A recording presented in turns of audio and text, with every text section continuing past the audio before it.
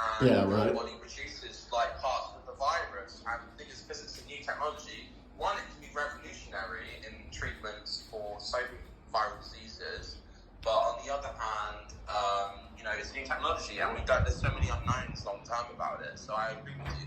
And actually, I Exactly. was going to get my booster, and I couldn't get it because the last time I got my second vaccine, I got pericarditis. So that's one example. I couldn't get my booster because there's a chance I could get like a heart problem. Right. So that's one example. Okay, well, you've proven to have some degree of intelligence, and I commend you for it. Maybe there is. Thank you so much. Exactly, yes. That Semitic Jew blood, yeah, definitely does. Does you some good, because one thing before the Middle East, before religion in the Middle East was highly developed, very advanced, but it's just Islam pushed them literally 2,000 years back. And now their countries are in ruins. Pushed them 2,000 years back. It was the colonization of the Middle East that pushed them back. Colonization? No, I mean... Colonization, 100%. It's the French, Spanish, English. They colonized. No. You can't keep blaming white people. You sound just like the niggers and the spicks. No, but I know you want to get your point across, and I understand what you're trying to say.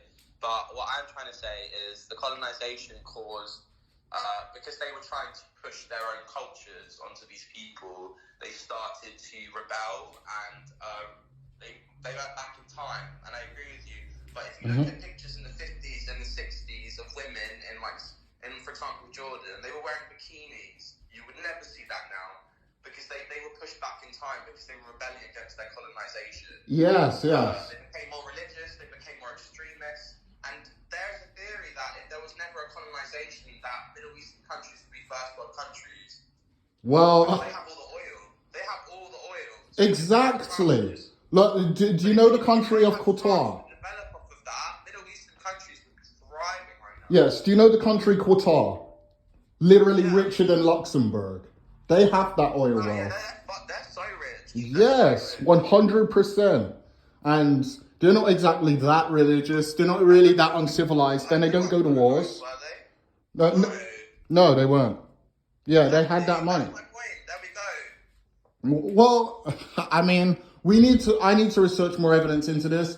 But to be honest, Qatar is a prime example of a country that that's not really religious. They're not religious Muslims. They're predominantly Muslims, but aside from that, they're literally the Middle Eastern version of Scandinavia, where they don't put religion first. They just do their own thing. They're free thinkers, and that's why Scandinavia is flourishing right now. It's literally the Viking descendant energy as well. That's another factor as to why Scandinavia is so much better than the rest of the world. Like, Nordic countries are literally at the top. Like, I would even go as far as to say they're better than America. But that's only because America is New World, and they've not really been around as long as countries like Denmark has. So, yeah, that's the only reason. What do you think of, like, Holland and, like, these countries there? Do you think they're more developed? Like Holland, Switzerland? Holland. Yeah, Holland is a very liberal country. It's literally Germany if it were predominantly liberal and socialist. Do you disagree with like how they run their country? Do you think it's like not as well as England?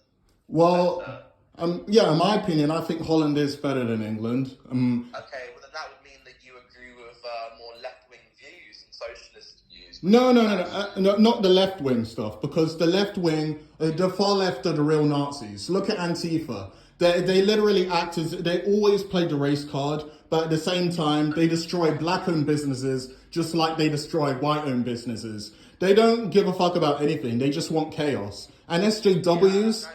Listen, there's always going to be bad on like left and right, because extremists, you know, anything in too much of anything is bad, you know. And exactly. Like leftist extremists, they're just going to push their own radical ideas, even if on some degree some of us agree with what they're doing and some of us disagree.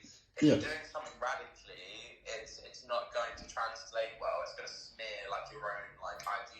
Exactly. And I'm not even a national socialist. I'm more of an esoteric fascist. And But do you not see like that same, if you apply that logic to yourself, that you going around calling random people off the internet sand niggers, that is kind of smearing your own like alt-right agenda. well, Because to be like honest. you're pushing identity politics into the play, and that is something you don't want to touch if you want to push your agenda. Ad hominem personal attacks. Well, I obviously don't include those slurs into my debates. Like the debates I'm having with you now are formal and professional. And yeah, I keep it that way whenever I'm getting into a debate. But my trolling side is a completely different side altogether. I can turn all of my personalities on and off. Can I ask, why do you troll? Well, yeah, I mean, to be honest, it's just that random unpredictability of my energy. It keeps people on their toes. Like, the lives of people around me are effortlessly comparable to subatomic particles. You can do anything, like literally anything in the world. Subatomic particles. Yes, like everything is completely random. We're all just specks in the universe. And Yeah, that's true. yeah, so it doesn't really matter what we do as long as we do something. It's like, well, we all came to exist through two atoms colliding into one another. You need rage, you need hatred to fuel your energy, boost you up. Because if you don't hate anybody or anything, you become a wimp, you become a hippie pacifist, and that's definitely not what you want to be in life. You want to be somebody, because those people literally don't amount to anything. Look at India. But hate is such a horrible emotion to experience. Like, if I hate anyone, then I'm actually going through a negative experience by hating them. Trust me, hate brings you that drive in order to prosper, in order to flourish. It gives you that energy. Like, you need enemies in this world. Somebody to compete against, somebody who you select as a challenge to do better than. But I suggest that you pick pick an enemy who's sort of on your caliber, because if he's too powerful, then it's obviously, you're obviously adhering to very unrealistic expectations of somebody who you won't be able to beat. And you can't pick somebody who's that much weaker than you either, because you won't grind or become any stronger. It's just, you continually attacking the weak. Yeah, that won't get you any booster points. So you need an enemy. Your internal principles. Yeah, so yes, they are. So you need an enemy who's pretty much above or around your level or slightly greater than you, so that you could also learn how to become slightly greater than said enemy. And yeah, that's what I do. It's very important to make enemies in this world because, because to be honest, I don't know you, really. Obviously, I don't know you, and you don't know me. Right. But I find you very interesting. I'm not sure why.